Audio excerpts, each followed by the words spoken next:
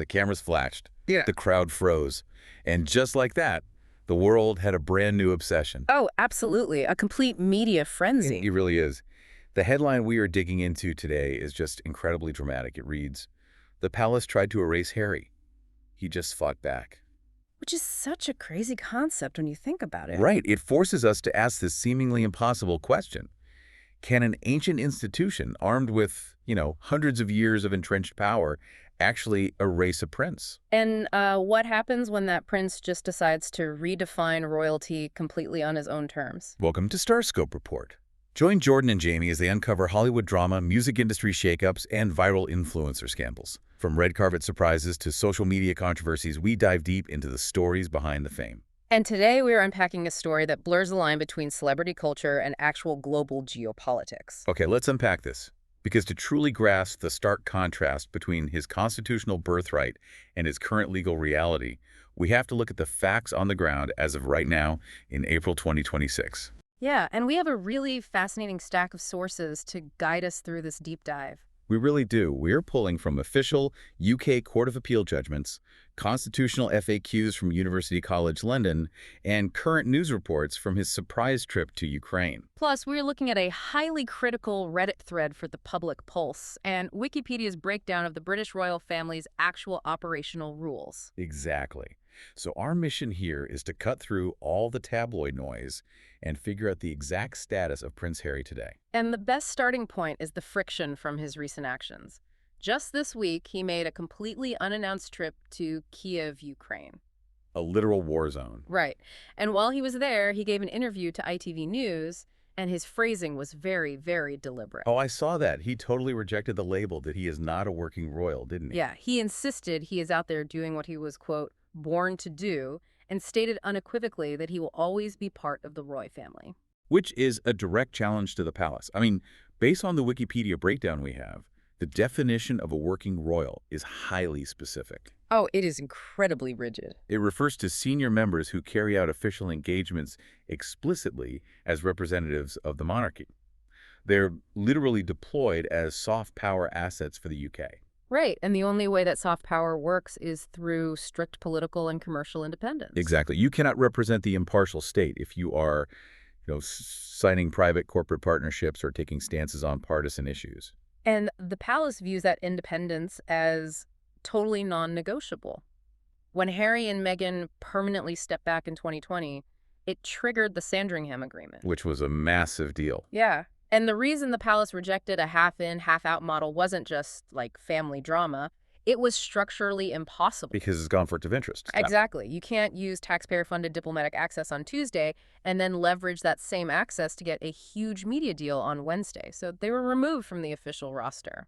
It feels a bit like quitting a high-level corporate job because you hate the culture, moving to a different country, but still showing up to international client meetings, handing out your old company business card. That is exactly what it looks like from the outside. The old company is obviously going to issue a statement saying you don't speak for them. And the public gets incredibly confused, which actually leads to a lot of resentment. Yeah, and we can clearly see that public backlash in one of our sources today.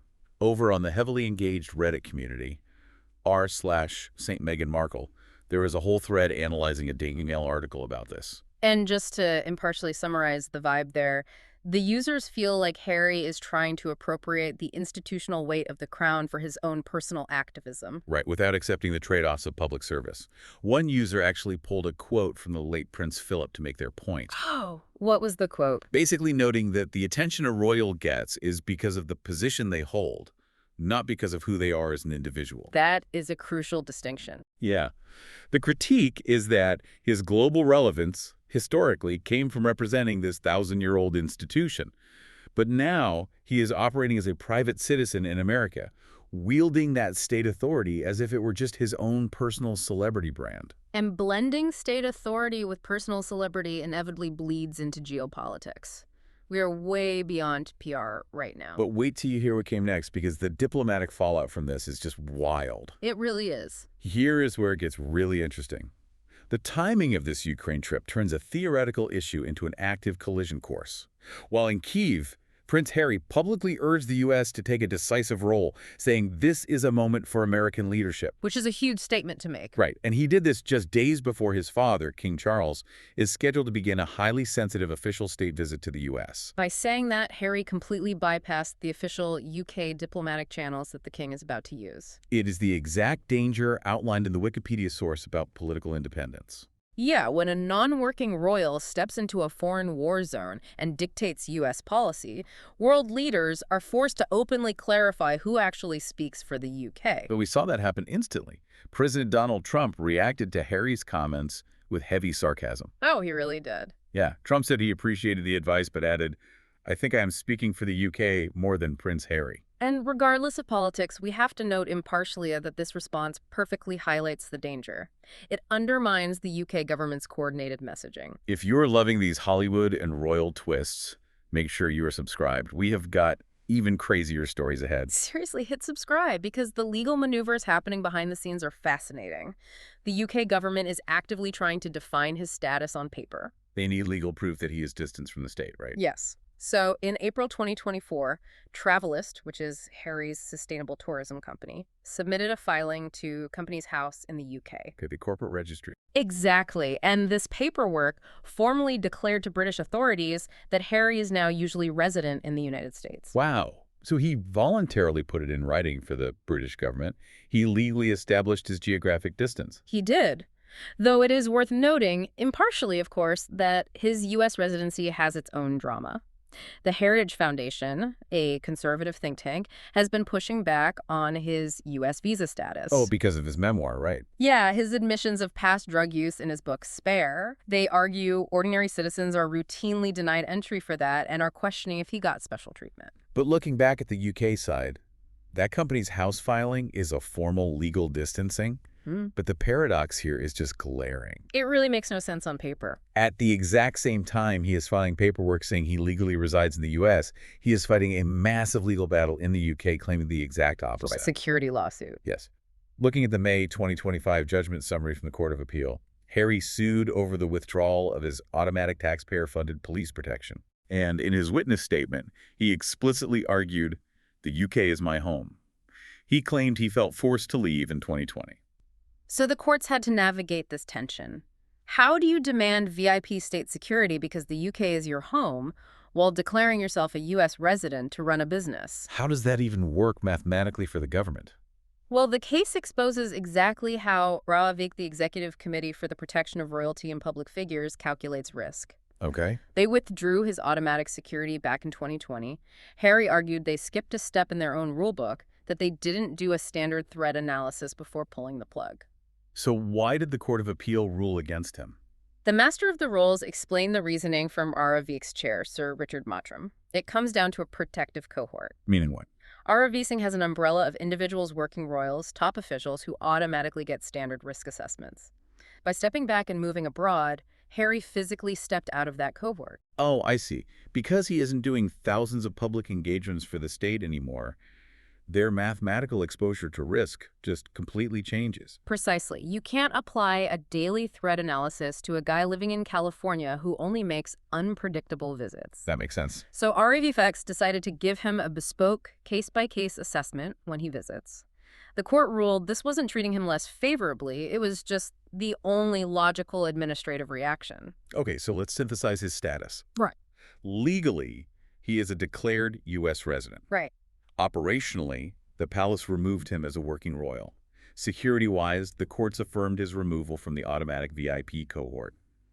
By every functional metric, the institution has systematically erased his formal role. They definitely tried to. And that is not even the wildest part. Later in the episode, we will talk about the shocking twist nobody saw coming regarding his legal ties to the throne. Because despite all of this separation, we are still talking about him as a royal with potential constitutional power. Why is that? Because of the 1937 Regency Act.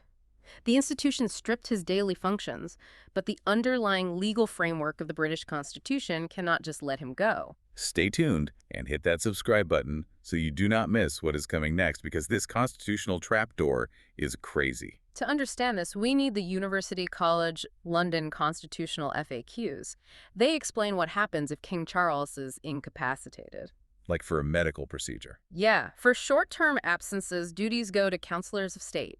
By law, that is the monarch's spouse and the next 4 adults in the line of succession. So currently, Queen Camilla, Prince William, Prince Harry, Prince Andrew, and Princess Beatrice. Exactly. And having Harry and Andrew on that list was a huge PR headache. So Parliament passed the Counselors of State Act in 2022 to quietly add Princess Anne and Prince Edward. Wait, they didn't actually remove Harry or Andrew? Nope, they just diluted the pool. The palace told Parliament that, in practice, only working royals would be called upon. They buried them at the bottom of the roster to avoid the messy optics of a formal removal. Yeah, but that only solves the short-term problem. The constitutional trap snaps shut if there is a full regency. What happens then? If King Charles were permanently incapacitated, Prince William becomes regent. But if a tragedy happened and William was incapacitated before Prince George turns 18... Wait, let me guess. Yep. The Regency Act dictates the next adult in line automatically becomes regent. That is Prince Harry.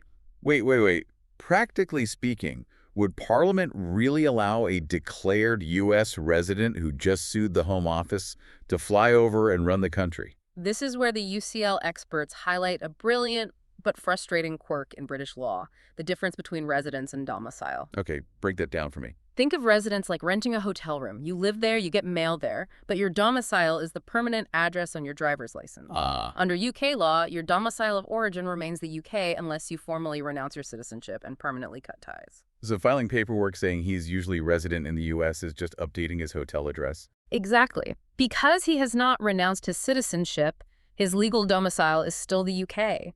He fulfills the constitutional requirements. So that's wild. He is theoretically eligible to be regent. He would just have to board a flight, take the oaths, and assume the power of the crown. So what does this all mean? We were looking at a scenario where no matter how far he moves, no matter how many lawsuits he files, his birthright is an inescapable trap. Parliament would have to pass entirely new legislation to bar him from the line of succession, and governments are terrified of doing that because it opens up debates on the very existence of the monarchy. They would rather ignore him than legally excise him. Consequently, they're fundamentally stuck with him. So just to synthesize all of this for you listening, we have a man who is a legally declared U.S. resident, stripped of automatic state security, removed from the working royal roster. Yeah. Yet he remains legally tethered to the throne, eligible to rule as regent, and is currently navigating foreign war zones, pushing U.S. policy as if he were a visiting head of state. He has somehow severed the obligations of the institution while keeping the global prestige of the title. There is no historical roadmap for this. Which leaves you with a fascinating question to ponder long after we wrap up today. If a royal title gets its entire power from an ancient institution, but the person holding it operates entirely outside of its rules, does the power of that title eventually dilute into simple celebrity? Or is Prince Harry currently creating a brand new, untethered version of global digital royalty that the monarchy is powerless to stop? It is a true test of where power really resides in the 21st century. In the bloodline or in the machinery of the crown. We started by asking if the palace could erase a prince. It turns out the harder they try to erase him, the louder he rewrites his own story, armed with a loophole they are too afraid to close. Unbelievable. You have been listening to Starscope Report, where Jordan and Jamie uncover the stories shaping Hollywood, music, and pop culture. Thanks for tuning in, and do not forget to subscribe for more stories that keep the stars shining.